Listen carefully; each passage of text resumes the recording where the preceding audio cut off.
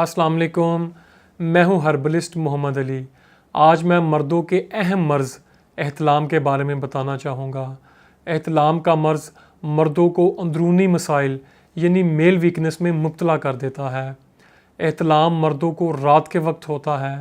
In married تندرست آدمی کو مہینے میں تقریباً 1 سے 2 بار احتلام ہوتا ہے۔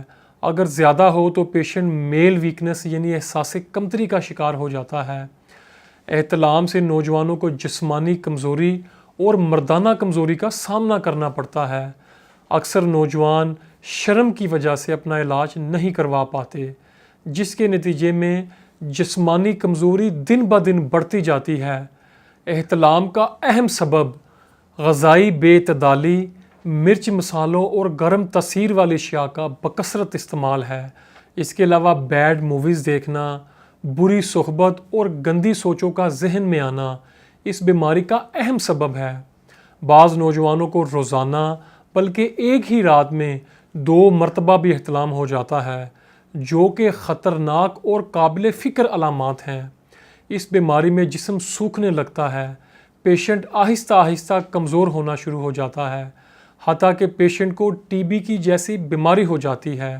سر بوجھل رہتا ہے، یادداشت میں کمی ہو جاتی ہے، مریض محنت کا کوئی کام نہیں کر سکتا، قوت مدافعت کمزور ہو جاتی ہے، معدہ خراب ہو جاتا ہے، نیند نہیں آتی، اگر آ بھی جائے تو راحت محسوس نہیں ہوتی، مریض چڑچڑا ہو جاتا ہے، نظر کمزور اور سر کے بال سفید ہونا شروع ہو جاتے ہیں اور گرنا بھی شروع ہو جاتے ہیں۔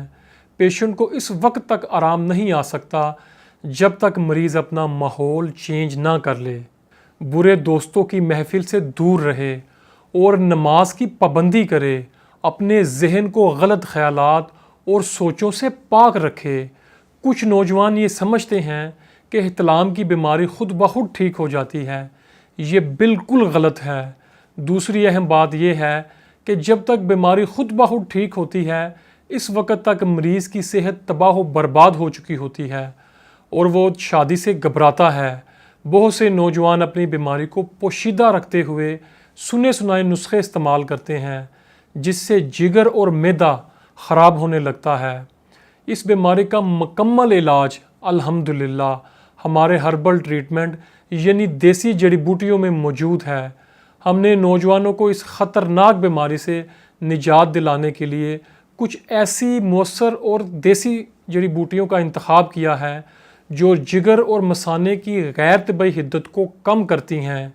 اس ہربل ٹریٹمنٹ سے دل، دماغ کو سکون ملتا ہے اور اعصاب اور پٹھوں کو طاقت ملتی ہے، جسم میں چستی، پھرتی اور توانائی بھر جاتی ہے اور احتلام کی بیماری سے مکمل طور پر نجات مل جاتی ہے۔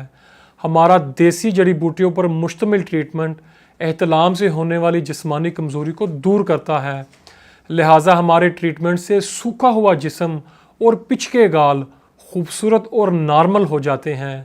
کمر درد، تھکن اور سستی سے مکمل طور سے چھٹکارا مل جاتا ہے۔ میرا نوجوانوں کو مشورہ ہے کہ اس بیماری سے نجات کے لیے فوری طور پر میرے پاس تشریف لائیں تاکہ ان کی طبیعت اور مزاج کے مطابق موزوں علاج تجویز کیا جا سکے اور وہ مکمل طور پر صحت مند زندگی گزار سکیں۔ احتلام کے مریضوں کو کھٹی اور مسالہ دار اشیاء سے مکمل طور پر پرہیز کرنا چاہیے اور رات کو یورین کر کے سونا چاہیے۔ رات کو سوتے وقت اگر یورین کی حاجت محسوس ہو تو اسے روکنا نہیں چاہیے بلکہ فوری طور پر یورین کرنا چاہیے۔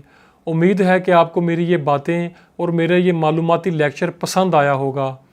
اسی کے ساتھ اپنے ہربلسٹ محمد علی کو اجازت دیجیے۔ اپنا بہت سا خیال رکھیے گا۔ اللہ حافظ۔